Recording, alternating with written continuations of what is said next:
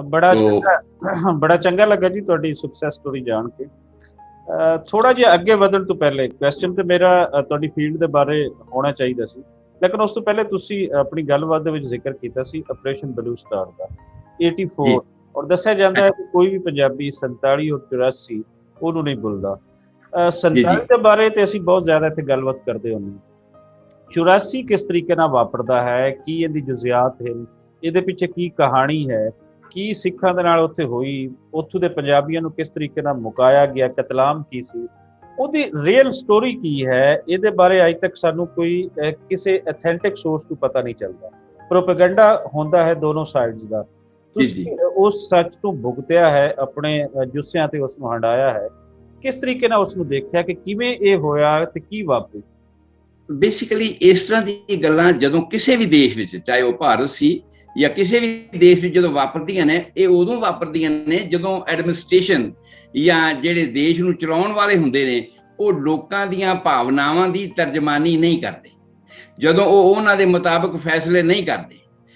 ਮੈਂ ਯਾਦ ਕਰ ਰਿਹਾ ਸਾਂ ਕਿ ਮਹਾਤਮਾ ਗਾਂਧੀ ਜੀ ਨੂੰ ਰਾਸ਼ਟਰਪਿਤਾ ਭਾਰਤ ਕਹਿੰਦਾ ਹੈਗਾ ਆ, ਉਸ ਨੇ ਬਹੁਤ ਵੱਡੇ ਵੱਡੇ ਵਾਅਦੇ ਕੀਤੇ ਸਨ। ਤੁਹਾਨੂੰ ਯਾਦ ਹੋਏਗਾ ਕਿ ਉਸ ਵੇਲੇ ਸਾਂਝਾ ਖੂਨ ਡੁੱਲਿਆ ਮੁਸਲਮਾਨ ਭਰਾਵਾਂ ਦਾ, ਸਿੱਖ ਭਰਾਵਾਂ ਦਾ, ਔਰ 91% ਦੇ ਕਰੀਬ ਗ੍ਰਿਫਤਾਰੀਆਂ ਜਾਂ ਸ਼ਹੀਦੀਆਂ ਸਿੱਖਾਂ ਦੀਆਂ ਹੋਈਆਂ ਨੇ, ਔਰ ਸਾਡੀ ਜਿਹੜੀ ਕਮਿਊਨਿਟੀ ਸੀ ਉਹ ਸਿਰਫ 2% ਸੀ। 2% ਕਮਿਊਨਿਟੀ ਨੇ ਸਾਰੇ ਦੇਸ਼ ਲਈ ਕੁਰਬਾਨੀਆਂ ਇੰਨੀਆਂ ਵੱਡੀਆਂ ਕੀਤੀਆਂ। ਅਲਟੀਮੇਟ ਇਹ ਫੈਸਲਾ ਇਹ ਹੋਇਆ, ਮਹਾਤਮਾ ਗਾਂਧੀ ਨੇ ਇਹ ਐਲਾਨ ਕੀਤਾ ਸੀਗਾ ਕਿ ਰਾਵੀ ਦੇ ਕੰਢੇ ਦੇ ਉੱਪਰ ਕੋਈ ਕਾਨਫਰੰਸ ਹੋਈ ਸੀ, ਉਹ ਅਜੇ ਵੀ ਰੈਕਰਡ ਹੋਣਗੇ, ਤੁਹਾਡੇ ਕੋਲ ਵੀ ਹੋਣਗੇ, ਇੱਧਰ ਵੀ ਹੋਣਗੇ, ਕਿ ਜੇ ਸਿੱਖਾਂ, ਜਦੋਂ ਦੇਸ਼ ਆਜ਼ਾਦ ਹੁੰਦਾ ਆ ਤੇ ਸਿੱਖਾਂ ਨੂੰ ਇੱਕ ਅਲੱਗ ਖਿੱਤਾ ਦਿੱਤਾ ਜਾਏਗਾ ਜਿੱਥੇ ਉਹ ਆਜ਼ਾਦੀ ਦਾ ਆਨੰਦ ਮਾਣ ਸਕਣ, ਔਰ ਅਗਰ ਐਸਾ ਨਾ ਹੋਵੇ ਤੇ ਆਜ਼ਾਦੀ ਤੋਂ ਬਾਅਦ ਉਹਨਾਂ ਨੂੰ ਹੱਕ ਹੈ ਕਿ ਆਪਣੀ ਤਲਵਾਰ ਨਾਲ ਉਹ ਹੱਕ ਲੈ ਲੈਣ। ਇਹ ਬਿਆਨ ਉਹਦੇ ਰਿਕਾਰਡਡ ਬਿਆਨ ਨੇ ਜਿਹੜੇ ਹਜੇ ਵੀ ਹਿਸਟਰੀ ਦੇ ਵਿੱਚ ਹੈਗੇ ਨੇ। ਲੇਕਿਨ ਜਦੋਂ ਇਹ ਬਣਿਆ, ਇਹ ਗਾਂਧੀ ਦੀ ਚਾਲ ਸੀ ਕਿ ਉਸ ਨੇ ਇਸ ਦੇਸ਼ ਦਾ ਬਟਵਾਰਾ ਕਰਨਾ ਮੰਨ ਲਿਆ। ਉਹਨਾਂ ਕੌਮਾਂ ਨੂੰ ਜਿਨ੍ਹਾਂ ਨੇ ਸਾਂਝਾ ਖੂਨ ਡੋਲਿਆ ਸੀ ਉਹਨਾਂ ਨੂੰ ਇੱਕ ਇਕੱਠੇ ਰੱਖਣਾ ਨਹੀਂ ਚਾਹਿਆ, ਕਿਉਂਕਿ ਉਹਨਾਂ ਦੀ ਚੌਧਰ ਨਹੀਂ ਸੀ ਚੱਲ ਸਕਦੀ। ਮੁਹੰਮਦ ਦੀ ਜਨਾਹ ਦੇ ਹੁੰਦਿਆਂ ਉਹਨਾਂ ਦੀ ਚੌਧਰ ਉਹਨਾਂ ਨੂੰ ਲੱਗਦਾ ਸੀਗਾ ਫਿੱਕੀ ਪੈਂਦੀ ਸੀ, ਜਿਸ ਕਰਕੇ ਸ਼ਾਇਦ ਉਹਨਾਂ ਨੇ ਇਹ ਗੱਲ ਕਰੀ ਕਿ ਦੇਸ਼ ਦਾ ਬਟਵਾਰਾ ਹੋ ਜੇ, ਇਹਨਾਂ ਨੂੰ ਪਾਸੇ ਕਰ ਦਿੱਤਾ, ਲਾਂਭੇ ਕਰ ਦਿੱਤਾ ਗਿਆ। ਸੋ ਉੱਥੋਂ ਇੱਕ ਤਰਾਸਦੀ ਸ਼ੁਰੂ ਹੁੰਦੀ ਹੈ। ਅਲਟੀਮੇਟ ਉਹਨਾਂ ਨੇ ਜਿਹੜੇ ਸਾਡੇ ਮੁਸਲਮਾਨ ਭਰਾ ਸਨ, ਕਿਉਂਕਿ ਪੰਜਾਬ ਵੰਡਿਆ ਗਿਆ ਬੇਸਿਕਲੀ, ਜੇ ਇਹ ਤਰਾਸਦੀ ਦਾ 1947 ਦਾ ਜੇ ਵੱਡਾ ਇਫੈਕਟ ਪਿਆ ਆ ਤੇ ਉਹ ਸਭ ਤੋਂ ਵੱਡਾ ਇਫੈਕਟ ਪਿਆ ਹੈ ਪੰਜਾਬ ਨੂੰ, ਪੰਜਾਬ ਦੇ ਵਾਸੀਆਂ ਨੂੰ, ਦੋਵੇਂ ਪਾਸੇ, ਚਾਹੇ ਉਹ ਸਿੱਖਾਂ ਵਿੱਚ ਸੀ ਤੇ ਚਾਹੇ ਉਧਰ ਮੁਸਲਮਾਨ ਭਰਾਵਾਂ ਦੇ ਵਿੱਚ ਸੀ। ਪੰਜਾਬ ਮਾਰਿਆ ਗਿਆ, ਪੰਜਾਬ ਵੱਢਿਆ ਟੁੱਕਿਆ ਗਿਆ, ਪੰਜਾਬ ਦਾ ਨੁਕਸਾਨ ਹੋਇਆ।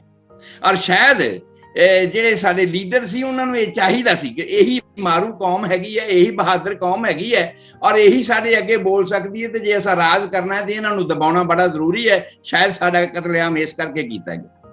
ਖੈਰ, ਹੋ ਗਿਆ ਜੋ ਹੋਣਾ ਸੀਗਾ। ਉਸ ਹਾਲਾਤ ਦੇ ਵਿੱਚ ਜਦੋਂ ਹਿੰਦੁਸਤਾਨ ਦੇ ਵਿੱਚ ਇਹ ਹਾਲਾਤ ਬਣਿਆ ਤੇ ਅਲਟੀਮੇਟ ਸਿੱਖਾਂ ਨੇ ਆਪਣਾ ਉਹ ਹੱਕ ਮੰਗਣ ਦੀ ਕੋਸ਼ਿਸ਼ ਕੀਤੀ, ਜਿਹੜਾ ਕਿ ਹੱਕ ਹਜੇ ਤੱਕ 70 ਸਾਲ ਹੋ ਗਿਆ ਸਿੱਖਾਂ ਨੂੰ ਨਹੀਂ ਮਿਲਿਆ, ਜਿਹਦੀ ਬਨਿਸਬਤ ਨੌਜਵਾਨ ਪੀੜ੍ਹੀ ਨੂੰ ਇੰਨਾ ਜ਼ਿਆਦਾ ਦਬਾਇਆ ਗਿਆ। KPS ਗਿੱਲ ਸੀ ਜਾਂ ਹੋਰ ਇਸ ਤਰ੍ਹਾਂ ਦੇ ਜਿੰਨੇ ਵੀ ਉਸ ਵੇਲੇ ਪੁਲਿਸ ਦੇ ਵੱਡੇ ਵੱਡੇ ਕੈਡ ਸੀਗੇ, ਉਹਨਾਂ ਸਾਰਿਆਂ ਰਾਹੀਂ ਇੰਨੀ ਜ਼ਿਆਦਾ ਮਾਰਾਮਾਰੀ ਕੀਤੀ ਕਿ ਬੱਚਿਆਂ ਨੇ, ਮੁੰਡਿਆਂ, ਨੌਜਵਾਨਾਂ ਨੇ ਘਰੋਂ ਨਿਕਲਣਾ ਬਿਹਤਰ ਸਮਝਿਆ, ਤਲਵਾਰ ਹਥਿਆਰ ਚੁੱਕਣੇ ਬਿਹਤਰ ਸਮਝੇ ਕਿ ਇੱਥੇ ਮਰਨ ਨਾਲੋਂ ਠੀਕ ਹੈ। ਸੋ ਅਲਟੀਮੇਟ ਇਹ ਉਹਨਾਂ ਦੀ ਉਕਸਾਹਟ ਸੀ। ਬੇਸਿਕਲੀ ਮੁੰਡੇ ਨਹੀਂ ਸਨ ਇਹ ਚਾਹੁੰਦੇ ਕਿ ਐਸਾ ਹੋਵੇ, ਪਰ ਇਹ ਇੱਕ ਉਕਸਾਹਟ ਸੀ। ਉਸ ਉਕਸਾਹਟ ਦਾ ਨਤੀਜਾ ਇਹ ਹੋਇਆ, ਉਹਨਾਂ ਦੀ ਗੱਲ ਜਿਹੜੀ ਸੀ, ਉਹ ਉਹਨਾਂ ਦੀ ਜਿਹੜੀ ਪਾਲਿਸੀ ਸੀ ਉਹ ਕਾਮਯਾਬ ਹੋਈ ਤੇ ਮੁੰਡੇ ਨੂੰ ਬਹੁਤ ਲੱਖਾਂ ਦੀ ਤਾਦਾਦ ਵਿੱਚ ਜਿਹੜੇ ਸਿੱਖ ਨੌਜਵਾਨ ਮੁੰਡੇ ਸੀ ਉਹ ਮਾਰੇ ਗਏ, ਬੀਬੀਆਂ ਦੀ ਬੇਹੂਰਮਤੀ ਹੋਈ। ਉਹਦੇ ਵਿੱਚੋਂ ਇੱਕ ਜੋ ਸੰਤ ਜਰਨੈਲ ਸਿੰਘ ਜੀ ਉੱਠੇ ਕਿ ਬਈ ਇਹ ਤੇ ਗੱਲ ਸਾਡੇ ਵਾਸਤੇ ਬਹੁਤ ਗਲਤ ਹੈਗੀ ਹੈ ਨਾ, ਵੀ ਸਾਡੇ ਹੱਕ ਵੀ ਨਾ ਤੁਸੀਂ ਦਿਓ ਔਰ ਸਾਨੂੰ ਬਰਾਬਰ ਦੇ ਸ਼ਹਿਰੀ ਵੀ ਨਾ ਸਮਝੋ ਤੇ 2 ਨੰਬਰ ਦੇ ਸ਼ਹਿਰੀ ਸਮਝੋ ਤੇ ਕੁਰਬਾਨੀਆਂ ਸਾਡੀਆਂ ਇੰਨੀਆਂ ਹੋਣ, ਇਹ ਸਾਡੇ ਨਾਲ ਬੇਇਨਸਾਫੀ ਹੈ। ਨਹੀਂ, ਬਰਾਬਰ ਦੇ ਸ਼ਹਿਰੀ ਬਣ ਕੇ ਅਸੀਂ ਰਹਿਣਾ।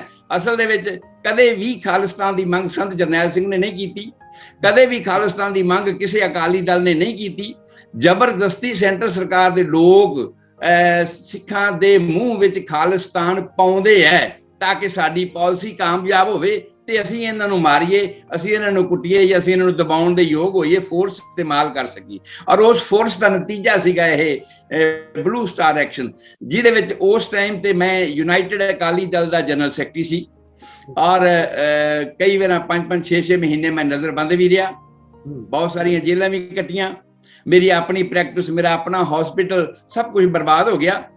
ਤਾਂ ਅਲਟੀਮੇਟ ਮੈਂ 1996 ਤੋਂ ਉਹ ਆਪਣਾ ਏਰੀਆ ਵੀ ਛੱਡ ਦਿੱਤਾ, ਵੀ ਕਿਉਂਕਿ ਕੁਝ ਲੀਡਰ ਜਿਹੜੇ ਸੀ ਨਾ, ਮੈਂ ਸਮਝਦਾ ਵੀ ਜਦੋਂ ਵੀ ਕੋਈ ਮੂਵਮੈਂਟ ਫੇਲ ਹੁੰਦੀ ਹੈ ਨਾ, ਉਹ ਲੀਡਰਾਂ ਦੇ ਕਰਕੇ ਹੁੰਦੀ ਹੈ। ਕੁਰਬਾਨੀਆਂ ਕਰਨ ਵਾਲੇ ਦਲੇਰ ਲੋਕ ਤਾਂ ਜ਼ਰੂਰ ਉੱਠ ਪੈਂਦੇ ਨੇ, ਕੁਰਬਾਨੀਆਂ ਵੀ ਕਰ ਦਿੰਦੇ ਨੇ, ਪਰ ਮੂਵਮੈਂਟ ਜਿਹੜੀ ਕਦੋਂ ਵੀ ਫੇਲ ਹੁੰਦੀ ਹੈ ਉਹ ਲੀਡਰਾਂ ਦੇ ਕਰਕੇ ਹੁੰਦੀ ਹੈ, ਲੀਡਰਾਂ ਦੀਆਂ ਪਾਲਿਸੀਆਂ ਕਰਕੇ ਹੁੰਦੀ ਹੈ। ਤੇ ਮੈਂ ਸਮਝਣਾ ਇਹਦੇ ਵਿੱਚ ਵੀ ਇਹੀ ਕੁਝ ਹੋਇਆ, ਲੀਡਰਾਂ ਦੀਆਂ ਪਾਲਿਸੀਆਂ ਕਰਕੇ ਉਹ ਮੂਵਮੈਂਟ ਜਿਹੜੀ ਸੀ ਉਹ ਸਿਰੇ ਨਹੀਂ ਚੜੀ, ਫੇਲ ਹੋਈ।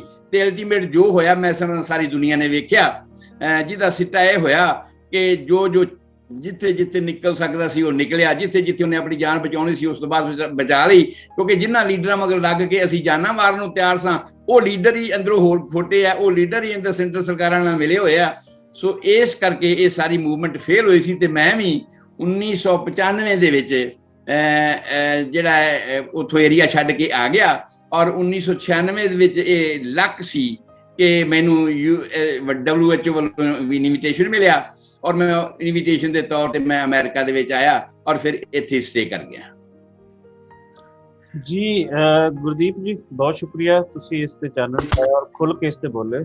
ਇਹਦੇ ਨਾਲ ਹੀ ਜੁੜਿਆ ਮੇਰਾ ਇੱਕ ਹੋਰ ਸਵਾਲ ਹੈ ਕਿ 1966 ਦੇ ਵਿੱਚ ਜਿਹੜਾ ਪੰਜਾਬ ਹੈ ਹਰਿਆਣਾ ਤੋਂ ਕੱਟ ਦਿੱਤਾ ਜਾਂਦਾ ਹੈ, ਔਰ ਉਹਦਾ ਮਕਸਦ ਇਹ ਸੀ ਕਿ ਪੰਜਾਬੀ ਮੈਜੋਰਟੀ ਸੂਬਾ ਬਣਾਉਣਾ, ਕਿਉਂਕਿ ਹਰਿਆਣਾ ਦੇ ਨਾਲ ਉਹ ਬਣ ਰਹੀ ਹੁੰਦੀ ਸੀ। 47 ਤੋਂ ਬਾਅਦ ਉੱਤਰ ਦਾ ਪੰਜਾਬ ਜਿਹੜਾ ਹੈ ਉਹ ਹਿਮਾਚਲ, ਹਰਿਆਣਾ ਔਰ ਪੰਜਾਬ 3 ਸਟੇਟਾਂ ਦੇ ਵਿੱਚ ਵੰਡਿਆ। ਬਹੁਤ ਸਾਰੇ ਏਰੀਆ ਸਾਡਾ ਵੰਡਿਆ ਗਿਆ, ਬਹੁਤ ਸਾਰੇ ਏਰੀਆ ਕੱਟ ਦਿੱਤਾ ਗਿਆ। ਅਸਲ ਵਿੱਚ ਇਹ ਵੀ ਇੱਕ ਬਈ ਜਿਵੇਂ ਹੁਣ ਬਾਦਲ ਗਰੁੱਪ ਹੈ ਇਸ ਵੇਲੇ, ਉਹਨਾਂ ਦੀ ਵੀ ਇਹ ਪਾਲਿਸੀ ਸੀ ਕਿ ਜੇ ਇਹ ਸਾਂਝਾ ਪੰਜਾਬ ਰਹਿੰਦਾ ਆ, ਇਸ ਸਾਂਝੇ ਪੰਜਾਬ ਦੇ ਵਿੱਚ ਸਾਡੀ ਚੌਧਰ ਨਹੀਂ ਚੱਲ ਸਕਦੀ। ਹਰਿਆਣੇ ਦੇ ਵਿੱਚ ਭਜਨ ਲਾਲ ਜਾਂ ਬਨਾਰਸੀ ਦਾਸ ਜਾਂ ਦੇਵੀ ਲਾਲ ਗਰੁੱਪ, ਇਹ ਬਹੁਤ ਵੱਡਾ ਲੋਕ ਹੈਗੇ ਨੇ, ਇਹਨਾਂ ਦੇ ਹੁੰਦਿਆਂ ਸਾਡੀ ਚਾਲ ਨਹੀਂ ਚੱਲਣੀ। ਤੇ ਇਹਨਾਂ ਨੇ ਇਸ ਕਰਕੇ ਬਹੁਤਾ ਜ਼ਿਆਦਾ ਜ਼ੋਰ ਇਸ ਪਾਸੇ ਲਾਇਆ। ਕੁਝ ਸੈਂਟਰ ਸਰਕਾਰ ਨੇ ਪਾਲਿਸੀਆਂ ਇਸ ਟਾਈਪ ਦੀਆਂ ਬਣਾਈਆਂ, ਜਿਵੇਂ SYL ਨਹਿਰ ਦਾ ਮੁੱਦਾ ਖੜਾ ਕਰ ਦਿੱਤਾ, ਜਾਂ ਜਿਵੇਂ ਜਿਹੜੇ ਡੈਮ ਸੀ, ਹਾਲਾਂਕਿ ਇਰੀਗੇਸ਼ਨ ਦਾ ਜਿਹੜਾ ਇੰਟਰਨੈਸ਼ਨਲ ਲਾਅ ਹੈ ਉਹ ਇਹ ਕਹਿੰਦਾ ਆ ਵੀ ਜਿਹੜੇ ਵੀ ਦਰਿਆ ਜਿਸ ਦੇਸ਼ ਵਿੱਚੋਂ, ਜਿਸ ਸੂਬੇ ਦੇ ਵਿੱਚੋਂ ਲੰਘਦੇ ਹੋਣ, ਉਹਨਾਂ ਦੀ ਮਲਕੀਤੀ ਹੁੰਦੀ ਹੈ। ਔਰ ਪੰਜਾਬ ਦੇ ਵਿੱਚੋਂ ਬੇਸ਼ੱਕ ਕੁਝ ਦਰਿਆ ਤੇ ਪਾਕਿਸਤਾਨ ਵਾਲੇ ਪਾਸੇ ਰਹਿ ਗਏ ਤੇ ਕੁਝ ਜਿਹੜੇ ਇਹ ਭਾਰਤ ਵਾਲੇ ਪਾਸੇ ਰਹਿ ਗਏ। ਇਹਨਾਂ ਦੇ ਵਿੱਚੋਂ ਵੀ ਉਹਨਾਂ ਨੇ ਵੰਡੀਆਂ ਇਸ ਤਰ੍ਹਾਂ ਕੀਤੀਆਂ ਕਿ ਰਾਜਸਥਾਨ ਨੂੰ ਪਾਣੀ ਤੇ ਜਾ ਰਿਹਾ ਵੱਡੀਆਂ ਨਹਿਰਾਂ ਦਾ, ਇਸੇ ਤਰ੍ਹਾਂ ਹੀ ਇੱਕ SYL ਕੱਢ ਕੇ ਪਾਣੀ ਹਰਿਆਣੇ ਨੂੰ ਦਿੱਤਾ ਜਾਵੇ, ਇੱਥੋਂ ਹੀ ਪਾਣੀ ਦਿੱਲੀ ਨੂੰ ਵੀ ਜਾ ਰਿਹਾ ਹੈਗਾ। ਇਸੇ ਤਰ੍ਹਾਂ ਹੀ ਬਿਜਲੀ ਜਿਹੜੀ ਹੈ ਉਹ ਡੈਮ ਭਾਖੜਾ ਨੰਗਲ ਤੋਂ ਬਣਾ ਕੇ ਤੇ ਦਿੱਤੀ ਜਾ ਰਹੀ ਹੈ ਦਿੱਲੀ ਨੂੰ ਵੀ। ਇਹ ਇਹੋ ਜਿਹੀਆਂ ਗੱਲਾਂ ਸਨ ਜਿਹੜੀਆਂ ਸਾਡੇ ਵਰਗੇ ਬੁੱਧੀਜੀਵੀ ਅਖਵਾਉਂਦੇ ਸੀ, ਜਿਹੜੇ ਆਗੂ ਬਣ ਕੇ ਚੱਲਦੇ ਸੀ ਵੀ ਨਹੀਂ, ਇਹ ਸਾਡੇ ਨਾਲ ਬਹੁਤ ਵੱਡੀ ਬੇਇਨਸਾਫੀ ਹੋ ਰਹੀ ਹੈ ਕਿ ਪਾਣੀ ਰਾਜਸਥਾਨ ਨੂੰ ਜਾ ਰਿਹਾ ਹੈ ਤੇ ਸਾਨੂੰ ਉਹਦੀ ਕੋਈ ਰੈਲਿਟੀ ਨਹੀਂ ਮਿਲ ਰਹੀ। ਰਾਜਸਥਾਨ ਤੋਂ ਅਸੀਂ ਬਿਜਲੀ ਲੈਂਦੇ ਹਾਂ ਮੁੱਲ ਤੇ ਉਹਦੇ ਪੈਸੇ ਅਸੀਂ ਉਹਨਾਂ ਨੂੰ ਦਿੰਦੇ ਹਾਂ।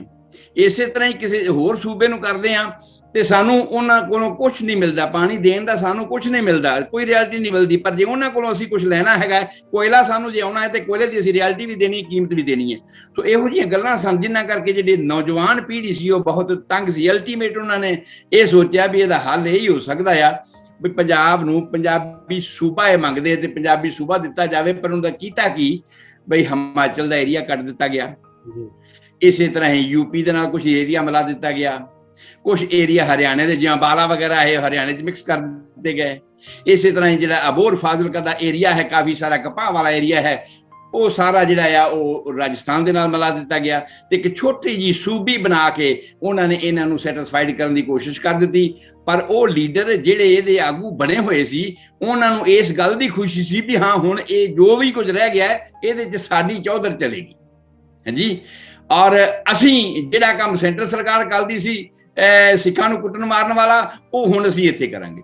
ਔਰ ਉਹੀ ਗੱਲ ਹੋਈ, ਉਹਨਾਂ ਨੇ ਹੁਣ ਤੱਕ ਇਹੀ ਕੁਛ ਹੀ ਕੀਤਾ ਹੈਗਾ ਨਾ। ਸਾਡਾ ਸਿੱਖ ਧਰਮ ਦਾ ਇੱਕ ਸਿਧਾਂਤ ਆ, ਉਸ ਸਿਧਾਂਤ ਤੇ ਇਹਨਾਂ ਲੋਕਾਂ ਨੇ ਉਹਨੂੰ ਮਲੀਆ ਮੇਟ ਹੀ ਕਰ ਦਿੱਤਾ ਹੈ। ਸਿਧਾਂਤ ਦੀ ਕੋਈ ਗੱਲ ਨਹੀਂ ਰਹੀ। ਸ਼੍ਰੋਮਣੀ ਕਮੇਟੀ ਹੈ, ਉਹਦੇ ਵਿੱਚ ਸਿਧਾਂਤ ਨੂੰ ਮੰਨਣ ਵਾਲੀ ਕੋਈ ਗੱਲ ਨਹੀਂ ਰਹੇਗੀ। ਗੁਰਬਾਣੀ ਦੇ ਆਧਾਰ ਤੇ ਅਸੀਂ ਚੱਲਦੇ ਹਾਂ ਤੇ ਗੁਰਬਾਣੀ ਤੀਰਥਾਂ ਦੇ ਸੰਬੰਧ ਵਿੱਚ ਜੋ ਵੀ ਕਹਿੰਦੀ ਹੈ ਉਸ ਨੂੰ ਮੰਨਿਆ ਨਹੀਂ ਜਾ ਰਿਹਾ, ਉਸ ਨੂੰ ਅਪਲਾਈ ਨਹੀਂ ਕੀਤਾ ਜਾ ਰਿਹਾ। ਭਾਵ ਕੀ ਹੈ ਕਿ ਸਿਧਾਂਤ ਦਾ ਮਲੀਆ ਮੇਟ ਹੀ ਕਰ ਦਿੱਤਾ ਹੈ, ਕਿਉਂਕਿ ਮੁਖੀ ਉਹ ਨੇ ਔਰ ਉਹਨਾਂ ਨੇ ਲੋਕਾਂ ਨੂੰ ਖਵਾ ਕੇ ਕਾਣੇ ਕਰਕੇ ਆਪਣੇ ਨਾਲ ਇਸ ਤਰ੍ਹਾਂ ਮਿਲਾਇਆ ਹੋਇਆ ਕਿ ਉਹ ਛੱਡ ਵੀ ਨਹੀਂ ਸਕਦੇ। ਉਹ ਸੱਪ ਦੇ ਮੂੰਹ 'ਚ ਕੋੜ ਗਿਰਨੀ ਵਾਲੀ ਗੱਲ ਤਰ੍ਹਾਂ ਉਹ ਉਹਨਾਂ ਨੂੰ ਛੱਡ ਵੀ ਨਹੀਂ ਸਕਦੇ ਔਰ ਉਹ ਉਹਨਾਂ ਦੇ ਨਾਲ ਬੇਸ਼ੱਕ ਨਹੀਂ ਵੀ ਰਹਿਣਾ ਚਾਹੁੰਦੇ ਪਰ ਉਹਨਾਂ ਨੂੰ ਰਹਿਣਾ ਪੈਣਾ। ਇਸੇ ਕਰਕੇ ਉਹਨਾਂ ਵੋਟਾਂ ਦੇ ਨਾਲ ਉਹ ਜਿੱਤ ਜਾਂਦੇ ਨੇ ਹਰ ਵਾਰੀ। ਤੇ ਹੁਣ ਤੱਕ ਸਾਡੇ ਨਾਲ ਇਹੀ ਕੁਝ ਹੁੰਦਾ ਆਇਆ। ਤੇ ਜਿਹੜੇ ਮੇਰੇ ਵਰਗੇ ਐਜੂਕੇਟਡ ਬੰਦੇ ਨੇ, ਡਾਕਟਰ ਨੇ, ਵਕੀਲ ਨੇ, ਬਹੁਤ ਸਾਰੇ ਤਾਂ ਬਲੂ ਸਟਾਰ ਐਕਸ਼ਨ ਸਮੇਂ ਮਾਰੇ ਵੀ ਗਏ ਆ, ਬਹੁਤ ਸਾਰੇ ਜਿਹੜੇ ਜਾਨਾਂ ਬਚਾ ਕੇ ਆਸੇ ਪਾਸੇ ਚਲੇ ਗਏ, ਉਹ ਆਪਣੇ ਆਪ ਨੂੰ ਉਹਨਾਂ ਪਰਿਵਾਰਾਂ ਨੂੰ ਆਪਣੇ ਨੂੰ ਸੈੱਟ ਕਰਕੇ ਬੈਠ ਗਏ। ਜਿਹੜੇ ਉੱਥੇ ਨੇ ਉਹਨਾਂ ਦਾ ਹੁਣ ਵੀ ਹਾਲਾਤ ਇਹ ਆ ਕਿ ਬਹੁਤ ਸਾਰੀ ਮਾਈਗ੍ਰੇਸ਼ਨ, ਸ਼ਾਇਦ ਤੁਸੀਂ ਵੇਖਿਆ ਹੋਣਾ ਪੰਜਾਬ ਦੇ ਵਿੱਚੋਂ ਨੌਜਵਾਨ ਬੱਚਿਆਂ ਦੀ ਬਹੁਤ ਮਾਈਗ੍ਰੇਸ਼ਨ ਕੈਨੇਡਾ ਜਾਂ ਅਮਰੀਕਾ ਜਾਂ ਹੋਰ ਜਿਹੜੇ ਸਟੇਟਾਂ ਨੇ ਉਹਨਾਂ ਵਿੱਚ ਹੋ ਰਹੀ ਹੈ। ਮਜਬੂਰੀ ਇਹੀ ਹੈ ਕਿ ਉੱਥੇ ਉਹਨਾਂ ਨੂੰ ਸਵਾਏ ਕੁੱਟ ਤੋਂ ਹੋਰ ਕੁਝ ਨਹੀਂ, ਸਵਾਏ ਗਰੀਬੀ ਤੋਂ, ਭੁੱਖਮਰੀ ਤੋਂ ਹੋਰ ਕੁਝ ਨਹੀਂ। ਨੌਕਰੀਆਂ ਉਹਨਾਂ ਕੋਲੇ ਕੋਈ ਨਹੀਂ, ਐਜੂਕੇਸ਼ਨ ਐਮਏ ਤੱਕ ਲੈ ਕੇ ਤੁਰੇ ਫਿਰਦੇ ਨੇ ਔਰ ਉਹਨਾਂ ਨੂੰ ਕੋਈ ਨੌਕਰੀ ਨਹੀਂ ਮਿਲਦੀ। ਇਹ ਸਾਰਾ ਹਾਲਾਤ। ਔਰ ਜੇ ਬਾਕੀ ਕੋਈ ਬਚੇ ਨੇ ਤੇ ਨਸ਼ਿਆਂ ਦੀ ਇੰਨੀ ਜ਼ਿਆਦਾ ਭਰਮਾਰ ਕਰ ਦਿੱਤੀ ਗਈ ਹੈ ਔਰ ਜਿਹੜੇ ਲੋਕ ਨੌਜਵਾਨ ਮੁੰਡੇ ਨੇ ਪਿੰਡਾਂ ਦੇ ਵਿੱਚ ਉਹ ਨਸ਼ੇ ਦੀ ਮਾਰ ਥੱਲੇ ਆ ਗਏ ਨੇ। ਭਾਵ ਕੀ ਹੈ ਵੀ ਉਹ ਹਰ ਤਰ੍ਹਾਂ ਨਾਲ ਉਹਨਾਂ ਨੂੰ ਇਸ ਤਰ੍ਹਾਂ ਦੇ ਡਮੀ ਬਣਾ ਕੇ ਰੱਖਣਾ ਚਾਹੁੰਦੇ ਨੇ ਕਿ ਉਹ ਖੋਤੇ ਤੇ ਘੋੜੇ ਦੀ ਵੋਟ ਇੱਕੋ ਜਿੰਨੀ ਹੈ, ਬਰਾਬਰ ਸਿਰਾਂ ਦਾ ਮੁੱਲ ਹੀ ਪੈਣਾ, ਗਿਣਤੀ ਹੋਣੀ ਸਿਰਾਂ ਦੀ ਵੀ ਇਹ ਸਿਰ ਤਾਂ ਇਹ ਹੈਗੇ ਨੇ ਪਰ ਇਹਨਾਂ ਦੇ ਵਿੱਚ ਅਕਲ ਹੈ ਨਹੀਂ। ਉਹ ਇਸ ਤਰ੍ਹਾਂ ਦਾ ਬਣਾ ਕੇ ਸਿੱਖਾਂ ਨੂੰ ਰੱਖਣਾ ਚਾਹੁੰਦੇ ਨੇ ਵੀ ਇਹਨਾਂ 'ਚ ਅਕਲ ਨਾ ਰਹੇ, ਨਸ਼ਿਆਂ ਦੀ ਮਾਰ ਵਿੱਚ ਆ ਜਾਣ ਜਾਂ ਇਹਨੇ ਗਰੀਬੀ 'ਚ ਦੱਬੇ ਜਾਣ ਕਿ ਸਾਡੀ ਗੱਲ ਮੰਨਣ ਵਾਸਤੇ ਮਜਬੂਰ ਹੋਣ, ਪਰ ਇਹ ਆਪਣੀ ਡਿਮਾਂਡ ਰੱਖਣ ਯੋਗ ਨਾ ਹੋਣ ਜਾਂ ਆਪਣੀ ਡਿਮਾਂਡ ਵਾਸਤੇ ਸਟਰਗਲ ਕਰਨ ਯੋਗ ਨਾ ਹੋਣ। ਕਿਉਂਕਿ ਜਿਹੜੀ ਸਟਰਗਲ ਕਰਨ ਵਾਲੀ ਪਨੀਰੀ ਹੈ ਉਹ ਬਹੁਤੀ ਕਰਕੇ ਬਾਹਰਲੇ ਦੇਸ਼ਾਂ ਨੂੰ ਮਾਈਗ੍ਰੇਟ ਕਰ ਗਈ। ਸੋ ਐਸਾ ਹੁਣ ਤੱਕ ਹੋਇਆ। ਸੰਧੂ ਸਾਹਿਬ, ਇੱਕ ਜਿਹੜਾ ਇਹਦੇ ਨਾਲ ਜੁੜਿਆ ਹੋਇਆ ਸਵਾਲ ਹੈ ਉਹ ਵੀ ਲਾਜ਼ਮੀ ਸਾਨੂੰ ਡਿਸਕਸ ਕਰਨਾ ਚਾਹੀਦਾ ਹੈ ਜੀ। ਇਹ ਸਿਰਫ ਉਸ ਪੰਜਾਬ ਨਾਲ ਨਹੀਂ ਵਾਪਰੀ ਜਿਹੜਾ ਚੜ੍ਹਦਾ ਪੰਜਾਬ ਹੈ, ਇਹ ਲਹਿੰਦੇ ਪੰਜਾਬ ਦੇ ਅੰਦਰ ਵੀ ਸਾਰੀਆਂ ਇਹੀ ਖੇਡਾਂ ਖੇਡੀਆਂ ਗਈਆਂ। ਮਿਸਾਲ ਦੇ ਤੌਰ ਤੇ ਜਿਹੜੀ ਤੁਸੀਂ ਪਾਣੀਆਂ ਦੀ ਗੱਲ ਕਰ ਰਹੇ ਹੋ, ਇੱਥੋਂ ਦੇ 3 ਦਰਿਆ ਵੀ ਪੰਜਾਬ ਦੇ ਉਹ ਵੇਚ ਦਿੱਤੇ ਜਾਂਦੇ, ਜਿਹਦੇ ਚ ਰਾਵੀ, ਬਿਆਸ, ਸਤਲੁਜ, ਇਹ ਤਿੰਨੋਂ ਦਰਿਆ ਵੇਚਦੇ।